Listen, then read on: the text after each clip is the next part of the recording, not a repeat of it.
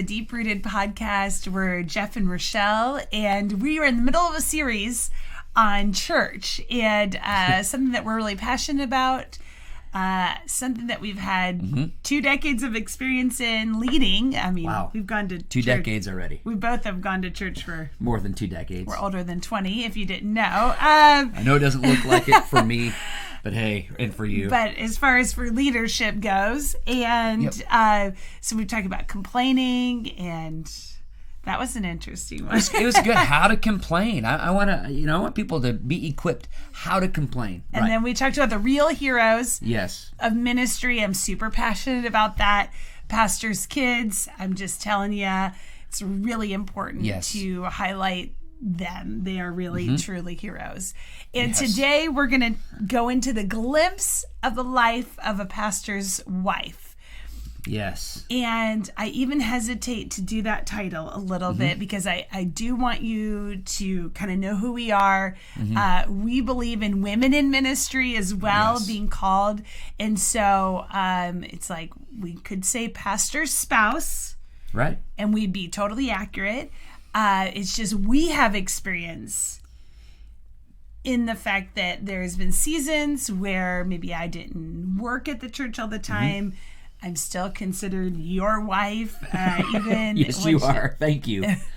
Thank you. Even though I'm ordained and also on staff at our church, and so it's complicated. It is. It is. I don't know. We were even worried, like, how to even share that. So maybe I overshared. Well, I was, to be honest, I was worried too. I didn't want to come across as a pastor's wife as not a ministry partner, because that's something we value. Well, and here's the deal. Even if you start talking about pastor's wife, like everybody in their mind, probably that's listening, has a different person that came into their mind. Yeah.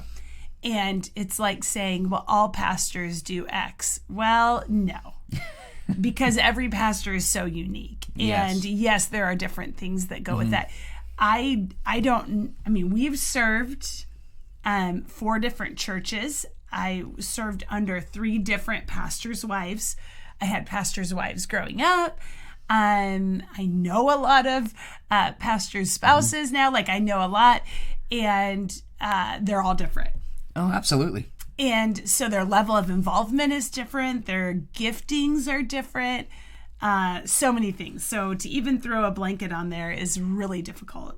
And we have to also acknowledge that there is a big struggle out there. There's what we have to acknowledge. Which one? You're going to have to be more specific. So what I mean by this is, so as I was studying, researching for my doctorate, researching resilience in ministry, how to develop ministry resilience. The bounce back, I came across some research on some of the stressors that specifically pastors' wives experience. And as I was reading this, to be honest, I became alarmed. I became alarmed at this because first off, I'm like, oh my goodness, I have a wife who's all that stuff. And I'm like, there's a lot of people out there. And my concern is that their thoughts, their struggles maybe aren't being heard. And so I can tell you they're not. They're not? I know they're not because I talk to a lot of them. And so as a pastor, as someone who obviously care about my wife, but I care, we have to address you care about the ministry in general. The ministry in general, because I really believe a healthy church is going to have a healthy ministry marriage. They're leading the church. And so there's a lot of these concerns that I don't think are being addressed. And so that's really what's behind this podcast, and how do we talk through it? All that. Yeah, because this is something that we don't talk about. No. Because as a pastor's wife, you don't really want to talk about it. Yeah. It feels odd to talk about. And so that just stays under the radar. And so I want to be really clear, because I am a pastor and a pastor's wife, which I know is throwing some people off even listening. We can have another podcast about that. So sorry, I got lost about that. It's just funny. Okay, so I lost my train of thought, but I think I was coming back around. It just still cracks me up, makes me laugh. I'm sorry. Y'all will just forgive me. Okay, this is something that's not talking about. So we are a value that we have is Yes. that we are research-based. This Yes. is not just coming in with our opinion. Could I come in with a lot of my own stories? Sure. Like really positive stories and super negative ones. Like I absolutely could come. We're really trying in this podcast to not do that. To, of course, I might share a personal experience or two, but really this is coming from lots of research, reading. You just talked about reading books, surveys that you have done of hundreds of pastors, literally not just surveying in a random way, but a scientific survey that was approved for a doctoral project. So there was multiple levels of, accuracy in that. Also, this is through lots of conversation. I know a lot of pastors' wives in a lot of different areas of the country. And so people will not be able to figure out who, if I share a story from one of mine friends or anything like that. I've also spoken at several women in ministry events around the country and have had people come up and share things with me. We've been able to mentor different couples via Zoom or phone calls. And so this is coming from a wide variety of sources. I've had men come up to me and say, what do my wife wants out? Literally, she's what do I do? You probably have that a lot more than I do. Women just want, advice and things like, or maybe, some have said, I want to get out of the ministry. How can I do that? But you probably have men coming up to you, which I know you do, of give me advice. How have you handled this? I mean, we have a lot of questions. How have your kids handled certain situations? So anyways, we're getting back on track. Yes, let's get back on track. Sorry. So why, this is a big, if you want to trigger me, let's talk about this. Some people say, what is the difference between a pastor's wife and a dentist's wife, or an orthodontist's wife, or a nurse's wife, or a doctor's wife, or a garbage collector, waste management wife, a postal worker's wife, an attorney's wife? Huge difference. Absolutely. There are, I'm sure, some professions that we could probably lump into this, but let me just say, most people, when they're going to the dentist, they don't care if the wife is at the office or not. They don't care if the wife can play the piano or not, or type on a typewriter. They honestly don't care. They just want to make sure that the dentist knows what he's doing and he'll accurately clean their teeth. They may not care if the person has a wife. No, you don't, when you go into find a doctor, you don't say, okay, tell me about your marriage before I let you, diagnose this issue I'm going through. Tell me about your wife. Does she come into the office a lot? Is she here? Like, nobody cares. So it's not the same. Let me just say, if you are in that spot, you're probably going to hate this podcast because this is coming from the spot that there are very, very few professions where if you were anything other than a pastor, and maybe except for the president or something, nobody would care what I did. Yes. No, but they all care now. Not all. Exactly. I mean, no, you're right. You're right. And this is a real issue out there that we're trying to address. And it may seem inconvenient, it may seem uncomfortable, but we need to address the issue that people are actually asking, that specifically pastors' wives are really struggling with. And so these are the things that a pastor's wife may never share with you, may never tell you, which is why we're giving you a glimpse into the life of a pastor's wife. So, okay, you want to go? Number one, I think a pastor's wife would tell you, if she felt she could, I struggle because I feel like I'm always on the job. I feel like I'm always on the job. And still there may be someone that says, well, you're not on the job because you're not the person who gets paid, or there's no expectation. And I think there is a stressor here because there is an expectation. I hear from men all the time the unwritten expectations that are placed on their wife. Why isn't your wife at this event? Or why didn't she come at this time? Why didn't she smile to me? Why didn't she do this or look or at do me that? in the hallway? Why didn't she? Yes, literally. And so you could say maybe she's not on the job description per se, but very much I will tell you, she is always on the job. She is always on the job. And oftentimes there is, for a pastor's wife, there's no compensation. There's expectation without financial compensation. And I would say this, if someone expects something of a pastor's wife that's greater than they would expect just of a general person, I really believe, this is me speaking into the lives of whoever church is watching, I think there should be financial compensation because she's a ministry partner. Yeah. She's a ministry partner. I do think we need to take a look as church. What are we expecting as individuals in the congregation? What are we expecting? And just understand that there's an emotional toll that comes from caring for people. The fact that you're caring for people, you don't have to ask. Okay, that's it. The emotional It's probably toll. the biggest one. Yeah, like to me, this is coming from my perspective. Now, this is me here. You know, coming to church, being on time, being early, coming to events, that is not what drains me. Mm-hmm. I mean, you know, sometimes you're like, I'd rather wear my pajamas right now, you know. Depending on what church you pastor, you may could wear your pajamas. That was a joke. Okay. Anyways, but the emotional toll of caring for the lives and the souls of people is something that I don't think I could ever fully explain. And even if I was able to somehow come up with to be able to articulate what I really feel, I still don't feel like you can understand it until it's on you. It's like somebody could explain all day long what it is to be a mom and to care, and you could explain it till you're blue in the face, and you still won't get it till you are a mom. Yes. You just won't get it. You won't get the love, the responsibility. I mean, I remember the first time I flew with my children in an airplane, and I was like, oh my goodness, I felt helpless. I remember thinking, I'm not putting the mask on myself first. I'm gonna put it on them, like, because you put them in front of you, and I understand all the reasons why not to do that. Yeah. I'm saying, as a pastor, if you are a true shepherd, the emotional toll you carry, I don't know how to even describe it.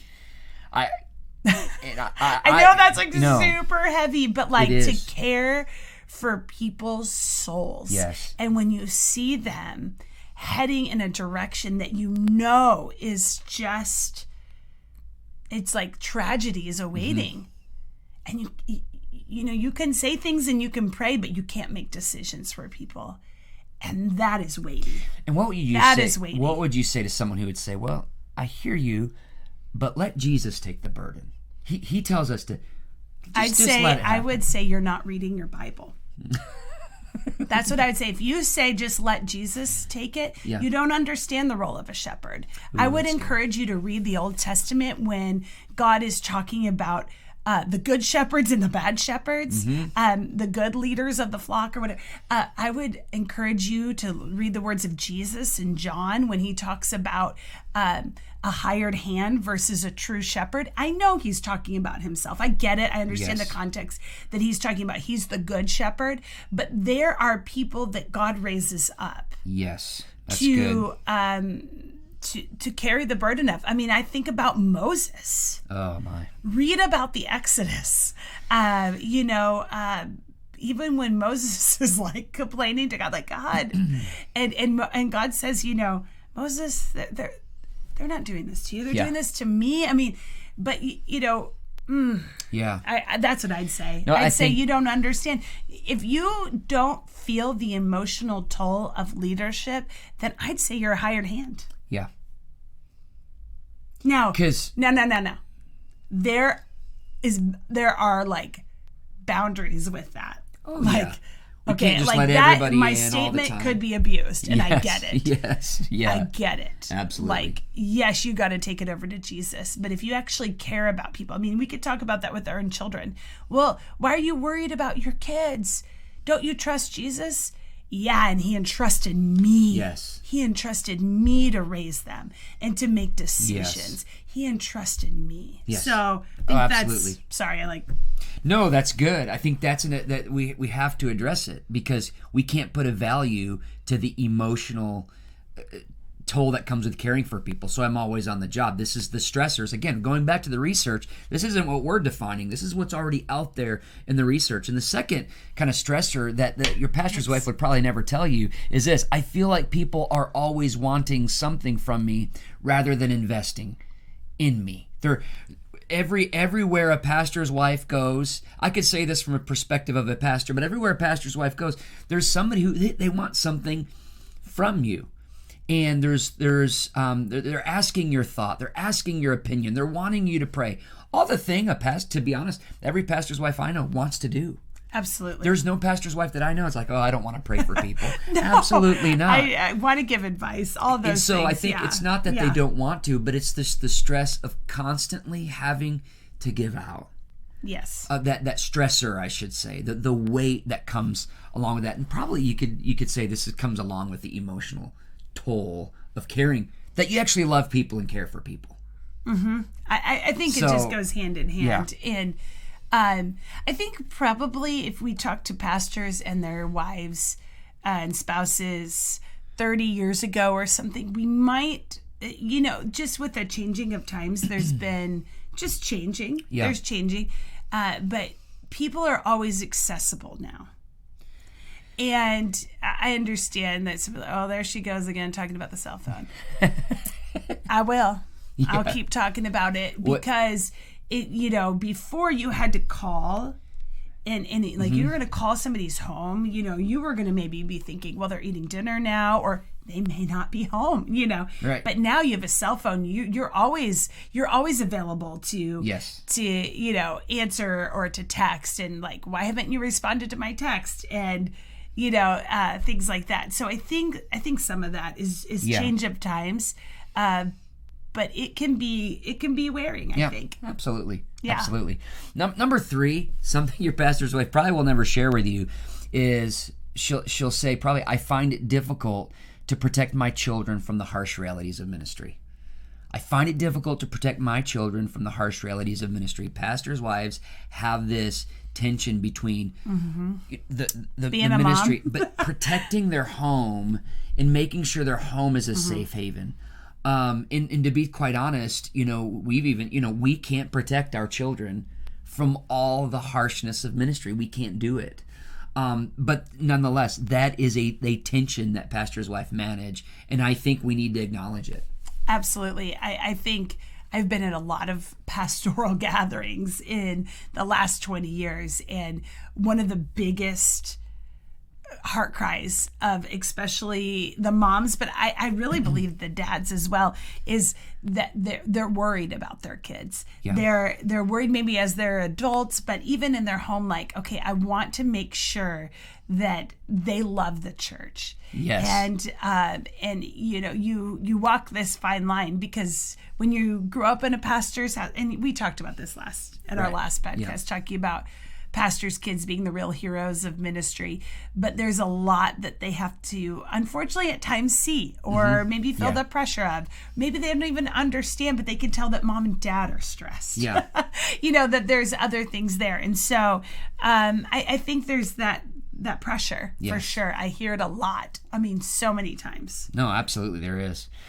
And then a final stressor that the research reveals is, I tire of managing the inconvenience of the ministry schedule. So when we say the inconvenience, what are we saying? What are people saying when they say this? Well, I'm just going to speak from what we have seen in others. Mm-hmm. So I think about when we started out in ministry, we had some ministry friends early on when we were newly married, and we were in similar stages of life. And when I begin to think about some of those individuals throughout the years, many of them are no longer in the ministry. Many. And I think also just we've been lead pastors, we've had staff that have come at various seasons, and the schedule of a pastor can be overwhelming. And I'm not even talking about number of hours a week, although there are weeks that are obviously more demanding than others. But it's the things that, if you're not in the ministry, you're not having to think about. So like Sundays are work days. I know that like that. We've actually had people argue with us over that. Like, Sundays aren't work days. I'm like, well, then you do it every week for 52 weeks and then tell me if it's not a work day. Exactly. Because you don't get the option, like we're going camping at the lake this weekend. Like that isn't an option. Or this is happening, or hey, we have a family barbecue and we want to schedule it Sunday. Well, guess what? We won't be there. So it impacts your rhythm. Your rhythm is not like everybody else. Right. That works Monday through Friday. When everybody else is winding down, you're gearing up. Yes. Everybody else is winding down for the Christmas season. You're gearing up. Yes, I mean, think about Christmas Eve. Oh my goodness. Easter. Absolutely. Thanksgiving even. New Year's Eve. All of the various things that become, like our Christmas season has had to adapt with being in full-time ministry for 20 years. Like we don't know anything else. But that's where we see a lot of people falter. And so it can be stressful. So there has to be a give and take in that. Oh, absolutely. And I think sometimes there's just a lot of taking and not a lot of giving. Right. And what that means is there are seasons when things happen. I don't know why it happens this way, but a lot of times things will happen all at once. Like you can't. There won't be a whole lot going on, and then all of a sudden you'll have like 4 funerals in a week. Yeah. Or and I know that those are real people that are like, you need to minister to their families, and 100%. But every time you say yes to something, it creates something that I have to manage. And that's not a bad thing. But when there's a funeral and, our kids have a game, Dad can't be there, or I have to manage getting somebody else to help me pick up kids in different locations. And so I think those are the unseen. Like, of course, you always want to do that because you care about people. Absolutely. But there's the give and take. And which is why Pastor's wife really not going to say these things, because she doesn't want to come across as complaining. Oh, hopefully no one heard me doing that. No. You did not. But what I'm saying I'll let you know if I'm complaining. we want to give voice to it, because I don't think there's many people giving voice to it, because pastors' wives, they want to serve. That's our point. They want to serve. They want to be there. But at the same time, there's these stressors. Well, and it's not just the stressors of church or ministry. I mean, pastors and their spouses are real life people who have other people who have expectations on them. Absolutely. Like other family members. Yes. And other things that in their life. Like church is super important, but it's not the only stressor. Mm-hmm. I think about with holidays. I mean, there have been tension-filled moments with various family members because of situations that we've just had to say, this is how we do it. And some of that comes into that. So. Oh, absolutely. And I think acknowledging that. So here's the thing. What do we do about it? Yeah, like... Okay, this is wonderful. What do we do about it? This is the power of the podcast, because we need to know that, okay, this exists, these stressors exist, this stuff exists. What do we do about it? And there's 3 groups of people we want to address with this. And it's not going to be long. No, you're not going to be long. You're looking at the thing going, wow. It's not going to be long. What is the pastor to do about it? What is the pastor's wife to do about it?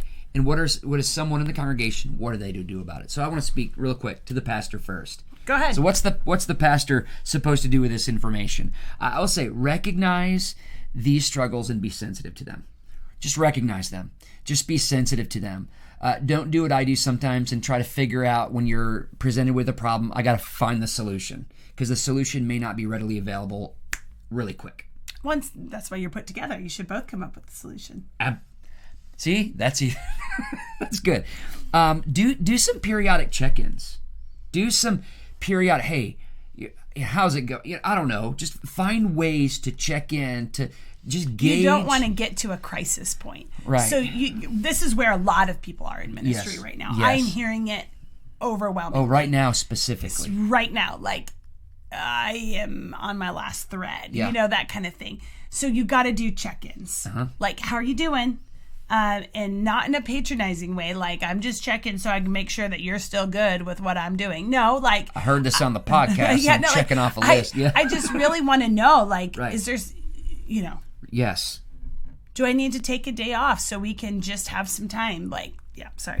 No, that's good. Make sure. I just wanted to hear Make sure you're taking your time off. Yeah. Make sure. Oh, I just can't stress this. Make sure you're taking it off. And I would say this, like, on your day off is Fridays. That's the day off that we do things together. In recent weeks, there's been a lot of events on Fridays. Yep. And we really try not to, but there's things that you can't always control, like we were talking about funerals and weddings and things like that. If that's going to be the case, then another day has to become a day off. It's just, if not, it just becomes overwhelming. I think being flexible in this matter is huge. And then communicate with your spouse before scheduling things. I know some people will look at me when I say, hey, can we schedule this? And rather than saying, yes, let's do this, I'll often say, I'd love to. Hold on, let me check with Rochelle, and then we'll move forward. It's not because Rochelle keeps my schedule and is the arbiter of what I can and cannot do. I am an adult, obviously, absolutely, but we are a partnership.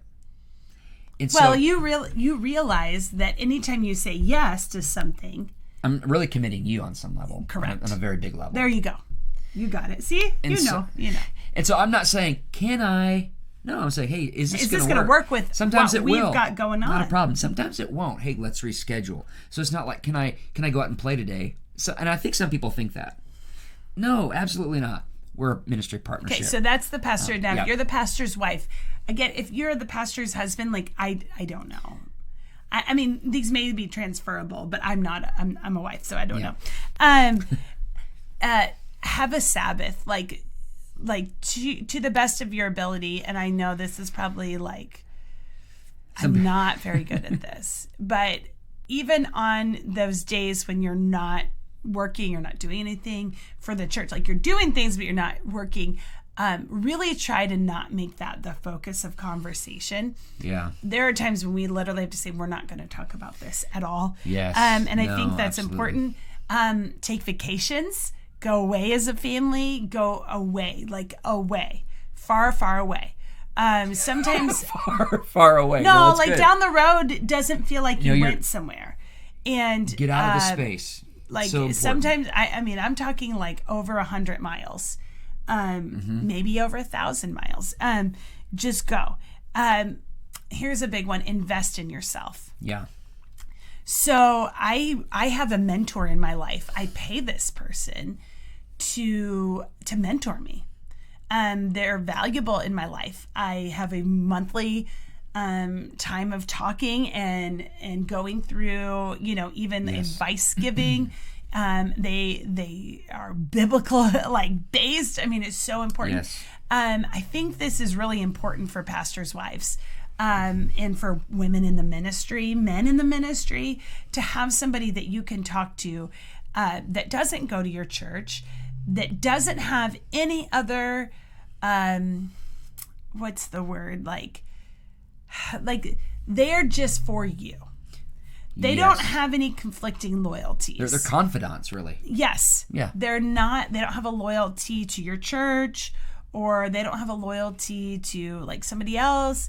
Mm-hmm. So they want to tell you certain things. They're just loyal to you. Absolutely. They just want your best. And I think this has literally been a lifeline to me. Mm-hmm. And, you can invest in yourself in a lot. I mean, I went back and got my master's degree. That was investing. I loved it. I loved it. I want to do it again. Loved it. There's invest, but having somebody that you can talk to. This is, news is coming down the pike. But we have officially been granted as a 501c3. And you're going to see a whole lot more information about that in the coming podcast. But we want to mentor others who are in the ministry. I mean, anybody, but really specifically want to be that for other pastors and pastor spouses, women in ministry, things like that. And so you're going to have opportunities even to get information about that in the coming months. So because it is such a lifeline. It is such a lifeline. Somebody has invested in me. And I want to invest in others in this way, to even bounce off, hey, this is what's happening. I need your advice, you know. And I would say your church, and you can't afford not to. I really believe the church should be investing in that for you. You need that because you can't do that with anybody in your congregation. Absolutely. So someone's in the congregation, they're like, what can I do? And I'll just say this to anybody in the congregation, any member, attender, find ways to encourage your pastor's wife. Find ways to legitimately just encourage. Maybe it's verbally, maybe it's a text, maybe it's a phone call, maybe it's just a card. Just in some way, send an encouragement. And then be cognizant of the demands placed upon them. Don't feel like you have to fully understand the demands, because you may not, and you don't have to. But just be cognizant, be honoring, be encouraging. And I think in that way, people can literally minister to pastors' wives in ways that you wouldn't even be able to imagine or even know on this side of eternity. Yes. I really believe that. So kind of a heavy topic, but something that every person in the congregation can help. Can do something about. Absolutely. And so I hope this has been helpful. Take a moment. If it has, go ahead and share this. Go ahead and subscribe on YouTube. Rate and review on Apple Podcasts. We want to get this out to as many people as possible. We're praying for you, pastors' wives. Specifically, we're praying for you. God's hand is on you. But we're so excited to see you right here. Can't wait until next time. As we see you right here on the Deep Rooted Podcast. We'll see you next time.